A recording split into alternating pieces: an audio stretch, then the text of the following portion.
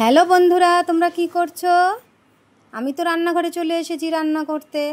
তো আজকে আবার একটা রান্না নিয়ে চলে এসেছি। তো দেখো, আজকে শনিবার, নিরামিষের দিন। তো নিরামিষ তরকারি রান্না হবে আজকে। তো আমি আজকে রান্না করব আলু পটল আর সোয়াবিন দিয়ে তরকারি। তো কিভাবে রান্না করছি দেখো। আমি একটা ভাজা মশলা করে নিচ্ছি। তো ভাজা মশলাটার মধ্যে গোটা গরম মশলা দিয়েছি, শুকনো লঙ্কা দিয়েছি, তেজপাতা দিয়েছি, ধনে দিয়েছি, গোলমরিচ দিয়েছি, সাদা জিরে আর মৌরি, এগুলো সব মিশিয়ে একসাথে ভাজা করে নিচ্ছি। একটু জাল কম দিয়ে আস্তে আস্তে ভাজতে হবে মশলাটা, তবে মশলাটা ভালো ভাজা হয় আর সেন্টটাও ভালো ছাড়ে। তো দেখো ভাজা হয়ে গেছে, আমি নামিয়ে নিলাম। এবার ওই কড়াইতে আমি তেল দিয়ে দেব। এই তরকারিটা করতে সোয়াবিন দিয়ে আর আলু পটল দিয়ে রান্না করতে পটলগুলো একটু ছোট ছোট করে কাটতে হয়, কারণ বড় বড় করে কাটলে ভালো লাগে না। একটা পটলের থেকে আমি 4 পিস করে কেটে নিয়েছি। তো দেখো আমি কড়াই তো গরম হয়ে গেছে, আমি তেলও দিয়ে দিয়েছি। এবার আমি আলু পটলগুলো সব এক এক করে ভেজে নেব। তো আমি আলুটা আগে ভেজে নিচ্ছি।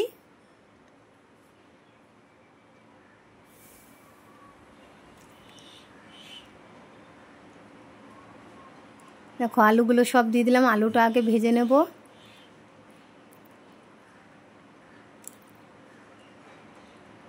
দেখো আলুগুলো ভাজাও হয়ে গেছে, আমি এবার আলুগুলো তুলে নেব।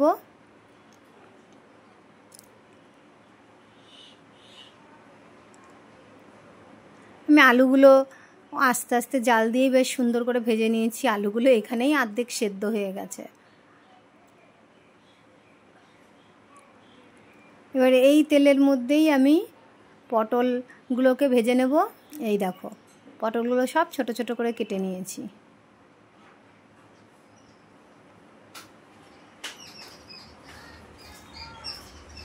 এই রান্নাটা তো খুবই ভালো লাগে, টেস্ট লাগে, তরকারিটা খুব টেস্টি হয়।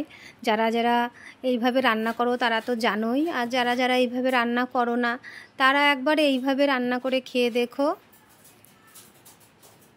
তরকারিটা খুব ভালো হয় এইভাবে রান্না করলে।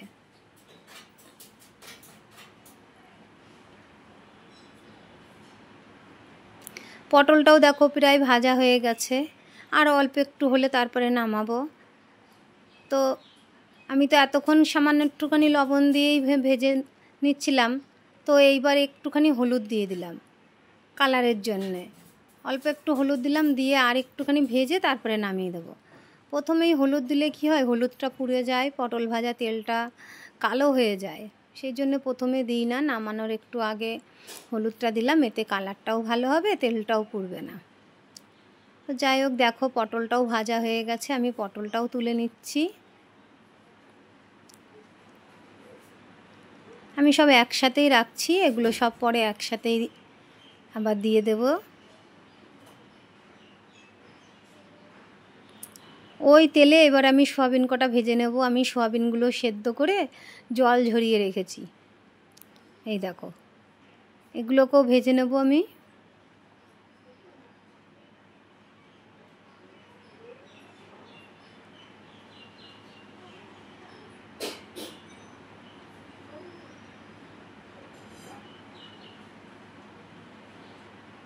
দেখো সোয়াবিনটাও হয়ে গেছে ভাজা, আমি সোয়াবিনটাও তুলে নিচ্ছি।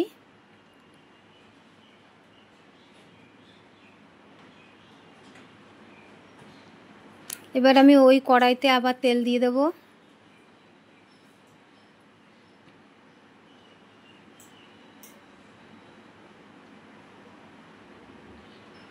দেখো আবার আমি কড়াইতে তেল দিয়ে দিচ্ছি পরিমাণ মতন, যতটা লাগবে। তেলটাও গরম হয়ে গেছে, আমি একটু জিরে ফোড়ন দিয়ে দিচ্ছি। আমি তেজপাতা এখানে আর ফোড়ন দেবো না, কারণ ভাজা মশলাটার মধ্যে তেজপাতা দেওয়া আছে। এবার টমেটোগুলো দিয়ে দিচ্ছি। টমেটোগুলো একটু ভাজা হবে, তারপরে আমি মশলাটা দেব।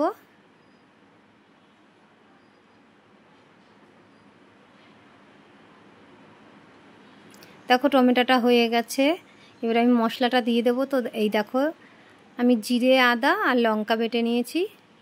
যতটা তরকারি সেই পরিমাণ মতন যেটুকু লাগবে, আমি তো আবার ভাজা মশলা দেবো এর মধ্যে, সেই বুঝে পরিমাণ মতন আমি দিয়েছি।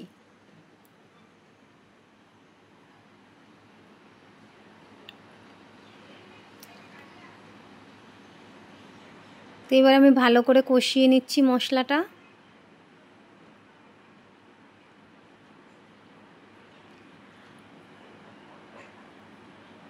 এবার পরিমাণ মতন লবণ দিয়ে দিচ্ছি। স্বাদ বুঝে যে যেমন লবণটা খায় সেইভাবে, যার যতটুকু দরকার সেইভাবে দিয়ে নেবে। আর হলুদটাও দিয়ে দিচ্ছি পরিমাণ মতন। দিয়ে এবার আরেকটু মশলাটা কষিয়ে নেব। একটু মিষ্টিও দিয়ে দিলাম, কারণ আমি তো টমেটো দিয়েছি আর এটা নিরামিষ তরকারি, একটু মিষ্টি দিলে ভালো লাগে। তো আমি মশলার বাটি ধোয়া জল দিয়ে দিলাম একটু।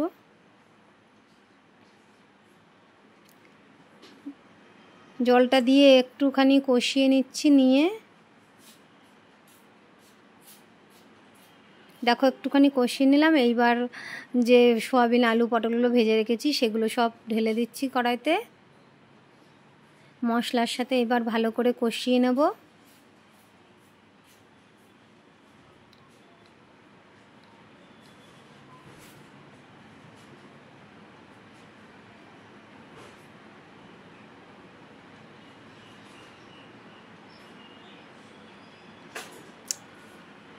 দেখো মশলার সাথে বেশ সুন্দর করে এবার কষিয়ে নিচ্ছি সবগুলো একসাথে দিয়ে। দেখো ভালো করে কষিয়ে নিয়েছি। নিয়ে জল দিয়ে দিলাম। কেউ ঝোল একটু বেশি খায়, কেউ একটু ঝোল কম খায়, তো যারা যেমন ঝোল খাবে তারা সেইভাবে একটু জল দেবে মাপ মতন। আমার একটু ঝোল লাগবে, আমি সেই জন্য একটু জল দিলাম বেশি করেই। তারপরে একটু ফুটবে, যেহেতু কাঠের জাল, ঝোল অনেকটাই কমে যায়।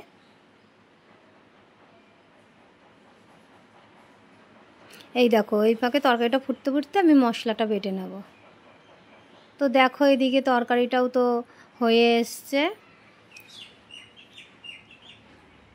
সব সেদ্ধ টেদ্ধও হয়ে গেছে।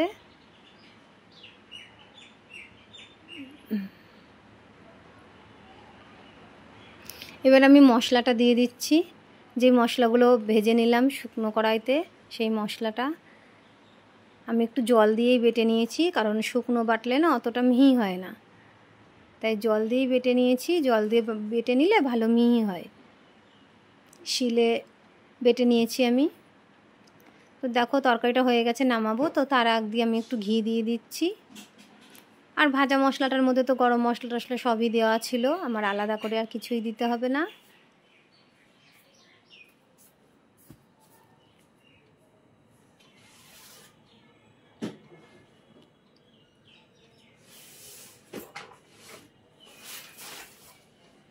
তো আমি তরকারিটা নামিয়ে নেব এবার।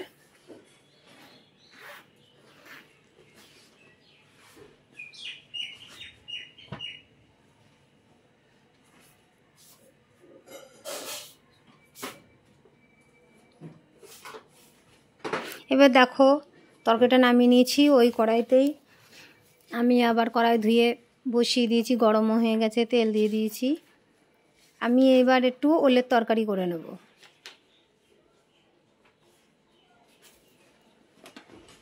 দেখো আমি একটু জিরে ফোড়ন দিয়ে দিচ্ছি, আর একটা তেজপাতা ফোড়ন দিয়ে দিচ্ছি।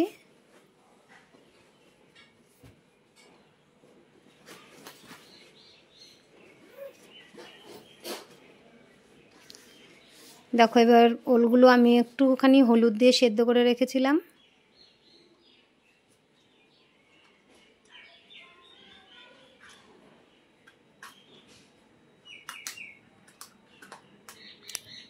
আমি এর মধ্যে টমেটোগুলোও দিয়ে দিচ্ছি একবারে, ওলের সাথে টমেটোটাও ভাজা হয়ে যাবে।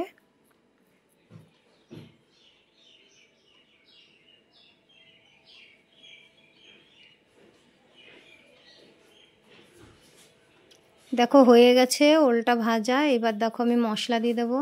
এর মধ্যে কাঁচা লঙ্কা, আদা, জিরে বাটা দিয়ে আমি এবার ভালো করে কষিয়ে নেব।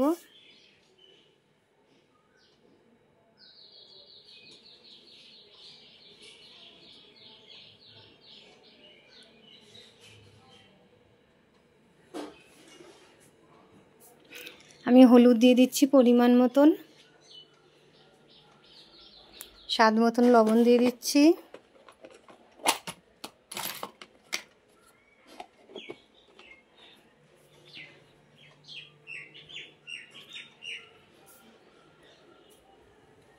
দিয়ে ভালো করে আমি তরকারিটা কষিয়ে নিচ্ছি।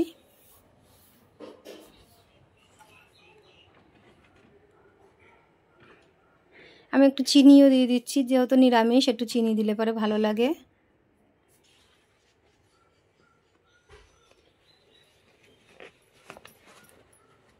কষানো হয়ে গেছে, এবার আমি জল দিয়ে দেব।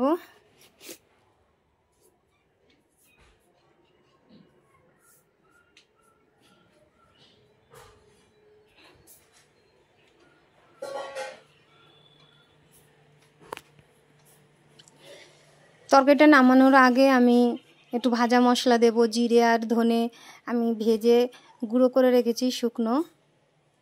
দেখো হয়ে গেছে, আমি একটু এই ভাজা জিরের গুঁড়ো দিয়ে দিচ্ছি। দেখো তরকারিটা আমার কমপ্লিট, নামিয়ে নেব।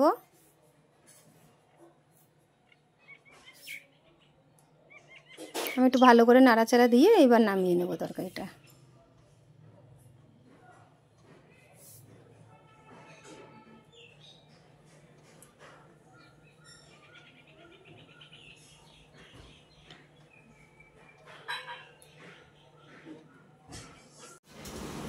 দেখো দুপুরবেলায় ভাত ভাবছি, সবাই খেতে বসবো। তো কি রান্না করেছি দেখো,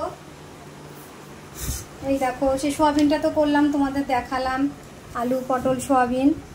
আর এই যে বেগুন ভাজা করেছি, আলু ভাজা করেছি, আর এই যে ওলের তরকারি, এগুলো তো তোমাদের দেখালাম। সবাই মিলে একসাথে খেতে বসেছি। তো আমার ভিডিওটা যদি তোমাদের ভালো লাগে তাহলে লাইক কমেন্ট শেয়ার করো, আর নতুন বন্ধুরা হলে একটা সাবস্ক্রাইব করে দিও। পরের ভিডিওতে আবার দেখা হবে। টাটা বন্ধুরা।